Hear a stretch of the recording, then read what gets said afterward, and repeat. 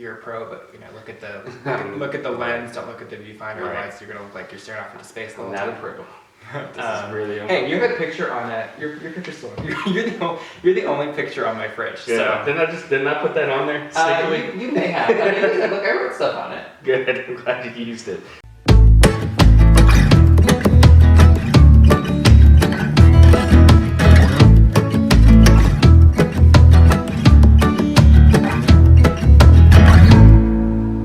Hey everybody, welcome to the Quarter Life Crisis Project. My name is Ryan Ricardella and I am so glad that you are here. Today we're going to be talking about homeownership.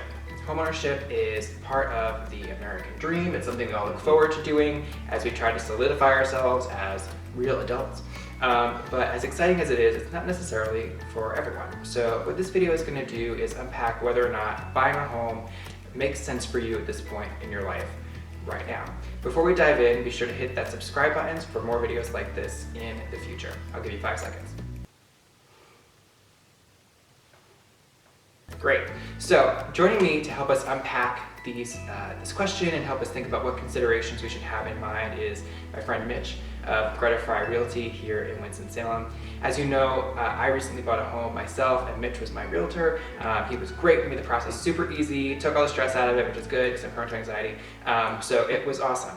Mitch, thank you for being with us. Well, thanks for having me. Yeah, of course.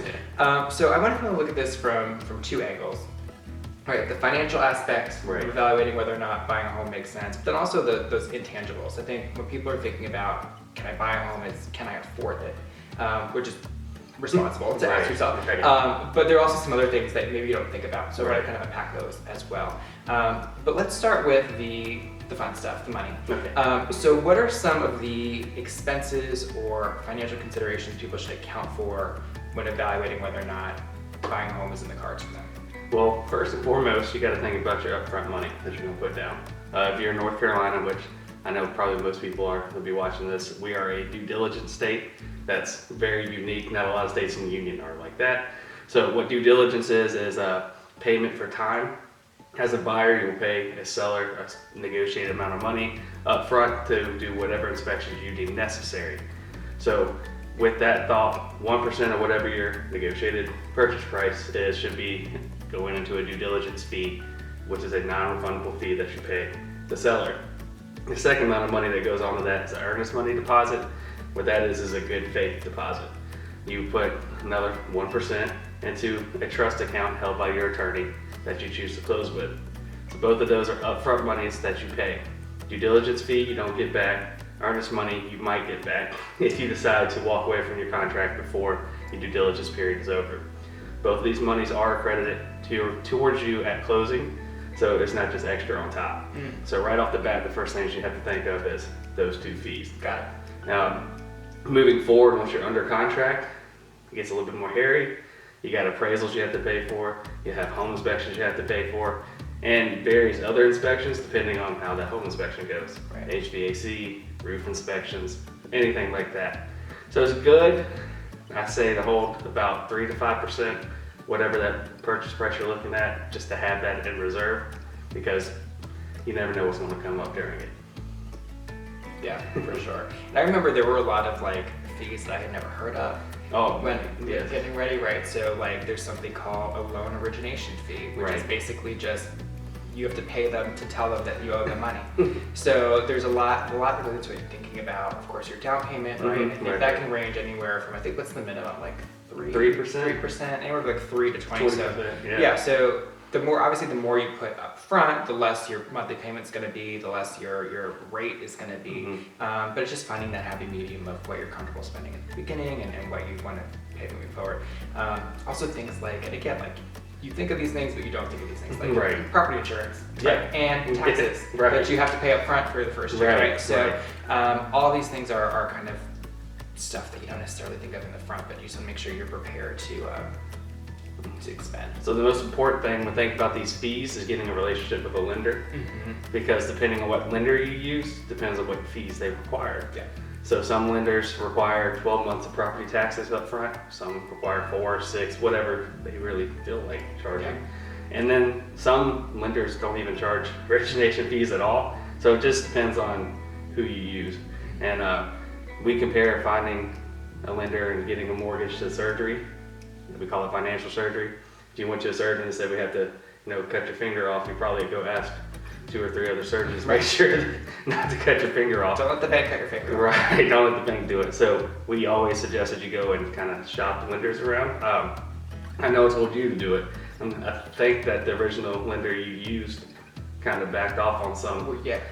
On So it was great. So the render. So you connected me with a lender, and then you connected me to someone else, and it was great. I mean, just kind of just being candid with both of them, kind of going back and forth with sort of what I have on the table was great because they were able to sort of.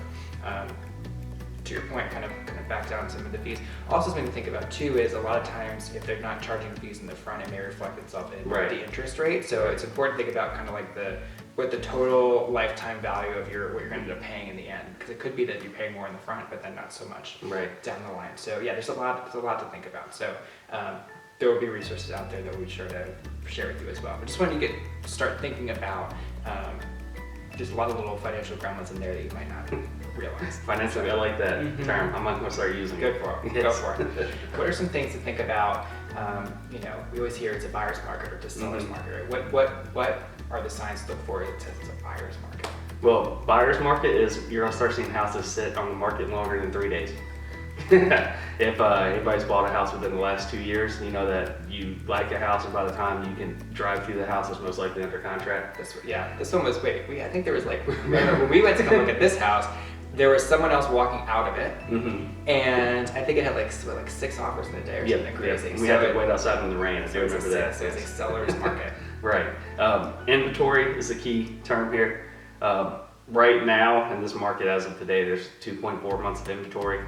What that means is that every house sold, or no new houses came on the market and every house sold, it would take 2 months for them to sell, which is historically low. And that is not just a local North Carolina stat, it is a United States wide stat. So everybody who needs to buy a house is kind of doing it. And what we're seeing is that if people downsize and move, it costs them more to downsize. So they're getting less house for more money just because it's a seller's market, so people can raise prices to meet demand. Got it. And what are some of the other things to think about, and I can speak to some of these things too, just around like additional responsibility, right? Oh, maintenance. I bought a lawnmower, guys. That's number one. Yeah. Yeah. You got to look about how big your yard is to see. You got to mow that all the time. If it rains twice, you might be mowing 2 or 3 times in a week. And sometimes you got to figure out how to mow between working and kind of having a social life if that's possible these times. But cleaning your gutters out, mopping a floor, all these things that you're not really used to. If you come from an apartment, townhome, anything like that, exterior maintenance is taken care of for you. You have to clean your own house. If the side looks dirty, that's on you. The driveway's dirty, that's on you. The roof's dirty, you got to pick up sticks, everything like that. So you got to factor in and make time into a schedule that you're not used to into maintenance. Because if you don't do it, it's going to really deteriorate your house, and then there goes any resale value. I will say though, don't necessarily let that scare you away. Right. I mean, cause there's definitely more involved, and I found just like caring for a bigger space is taking me more time. It's also kind of rewarding. Like I like to mow my lawn. It's nice to like look, I look at it and I'm like, I'm not looking, like right now I'm looking out the window, it's not looking great, I gotta mow it after this.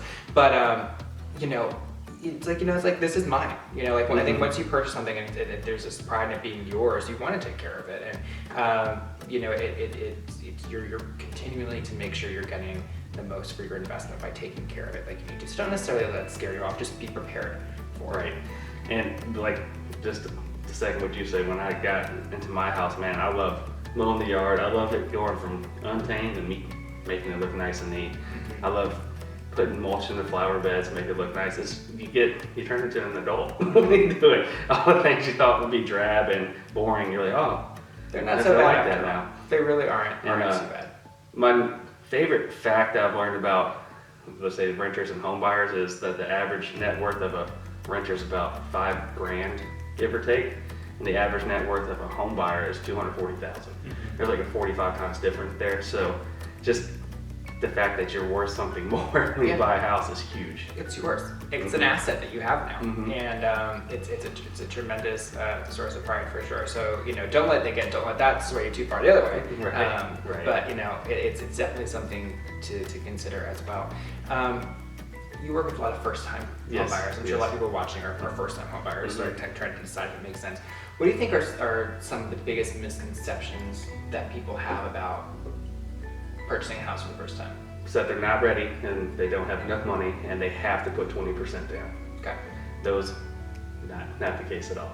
You can get a conventional loan, which I think we'll get into a little bit later about what the different loans are, at a 3% down payment. A lot of people think if you don't have 20%, don't buy a house. That's not the case, especially now, because you can't. The houses are relatively cheap interest-wise right now, so it's hard to beat that. Yes, absolutely. So you think that there's a barrier in your way from a financial standpoint? Take a second and reevaluate that. It may be less than you need. So talk to a lender, find a realtor like Mitch that you can provide it and speak to, and you can work through it all. Before we break, Mitch, are there any resources or things that people can leverage to kind of help them do a little bit more research to understand what's going to be involved? Especially with Keller Williams, which I work with, we have a mortgage company ourselves. We have a 0+ is what they call it, origination loan. You don't pay the origination fees, you don't pay a bunch of the upfront stuff. So that might be able to save you some money on the back end. They also give you $1,000 if you borrow over $150,000 for closing. So this is not a sponsored video. No. I don't have enough followers for this to be a sponsored video, but I think I read something. I think there's something that I read that I'm obligated to say it's not sponsored. So it's not. But yeah, great resource. Yeah, so those are just money in your pocket that you wouldn't have otherwise, and it's real easy to get. Perfect. Great. Well, Mitch, thank you so much for joining us. Let us know what you think in the comments below, and be sure to join us next week for a discussion on what do you do next. See you then.